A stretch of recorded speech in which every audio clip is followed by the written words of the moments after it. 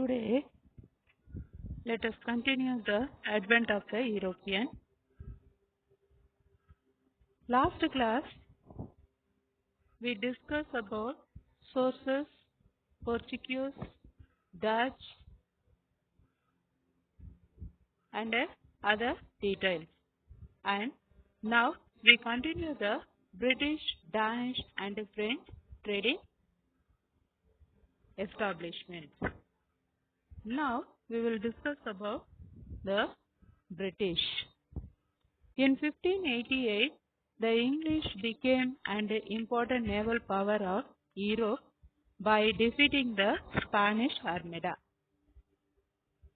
On 31st December 1600, Elizabeth, the Queen of England, granted a charter. Charter means an official document for granting. A charter to the governor and Company of Merchants of London to trade with East Indies. The company was headed by a governor and a court of 24 directors.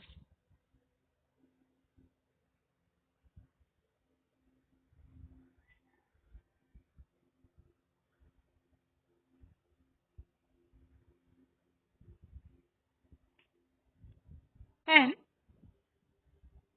Captain Hawkins visited Jahangir's court in 1608.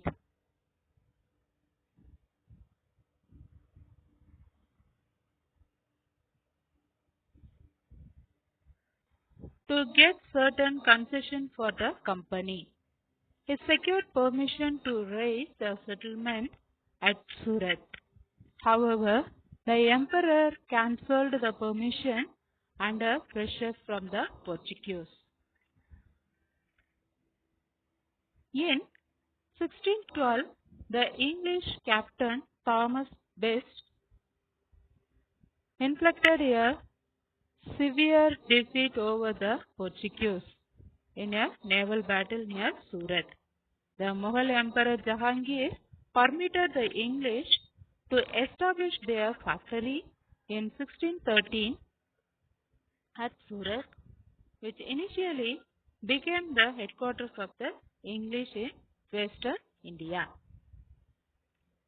In 1615, Sir Thomas Roe was sent at Jahangir's court by King James I of England. He remained at Agra for 3 years and succeeded in concluding a commercial treaty with the emperor. Before the departure of Sir Thomas Roe, the English had established their trading centers at Surat, Agra, Ahmedabad, and Bruges.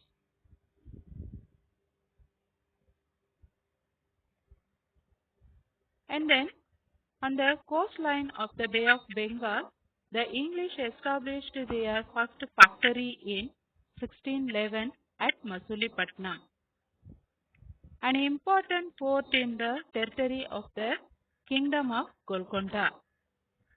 The 1639, the English merchant Francis Day obtained Madras as a lease from Chinnappa Nayak, the ruler of Chandragiri.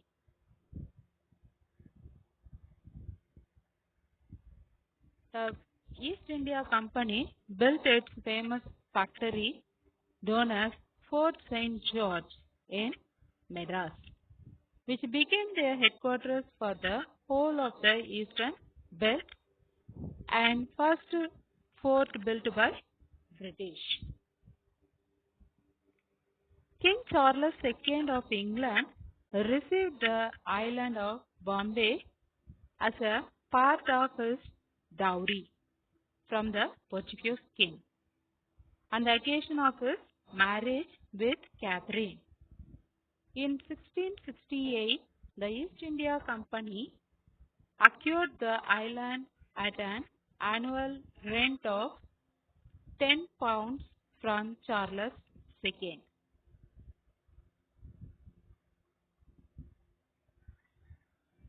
In 1690, a factory was established at Sudanuti by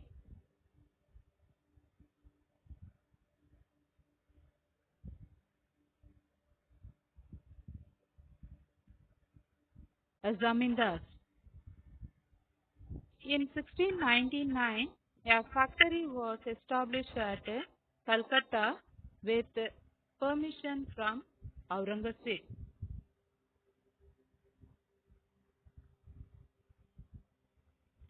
And then Fort William was built by the British at Calcutta. Soon the British established factories at Hariharpur, Palasur, Hooghly and Kazim Bazar. The British settlements soon developed into centers of commercial activities. And next we will discuss about Danish.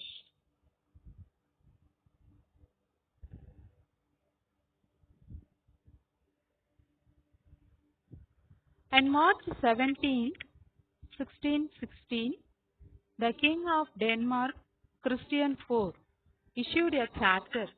Already you know about it. A charter means an official document for granting and created a Danish East India Company.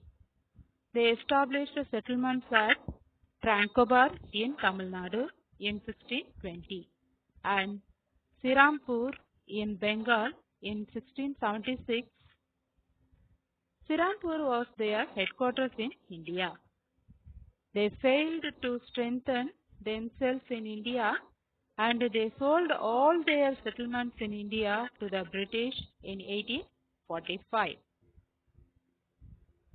Do you know about it? Danish called Tranquebar as Danishburg. And then Tranquebar was called in Tamil Tarangambadi. Next we will discuss about French.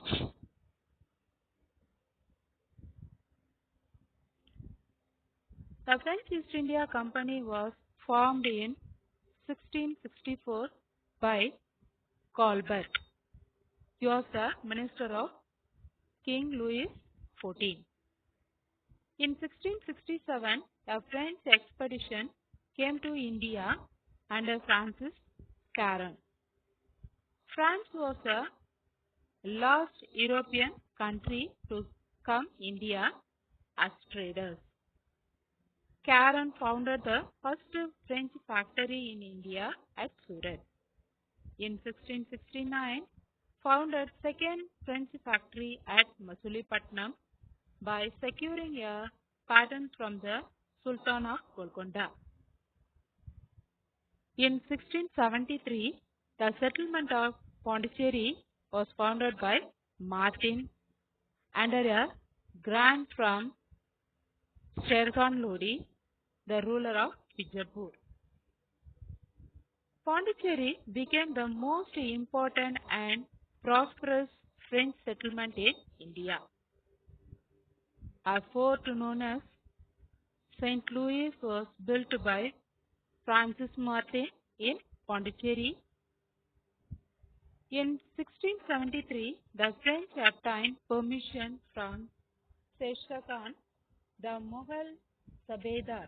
Sabedar means governor. The Mughal Sabedar of Bengal, they established a township at Chandanagar near Calcutta. The French East India Company established factories in different parts of India, particularly in the coastal regions such as Mahe, Karaikal, Palasur and Kazim Bazar. These were a few important trading centers of the French East India Company. The vision of the French power in India was further reinforced by the appointment of Joseph Francis Dupleix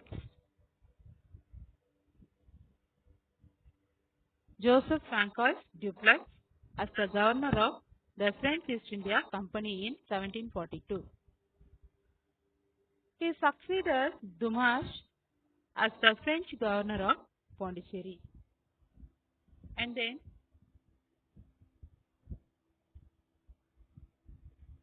next we conclude this lesson.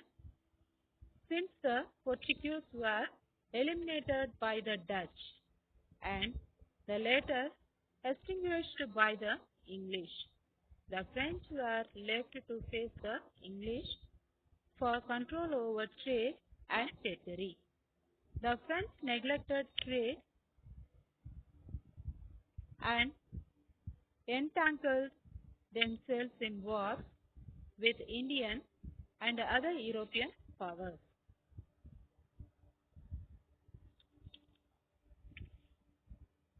The competitive success of the British over the Portuguese, the Dutch, the Danish, and the French was largely due to their commercial competitiveness,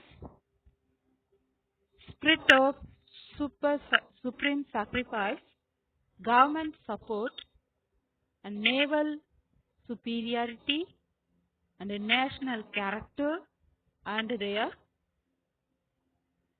ascendancy. Ascendancy means a status, staying the status in Europe.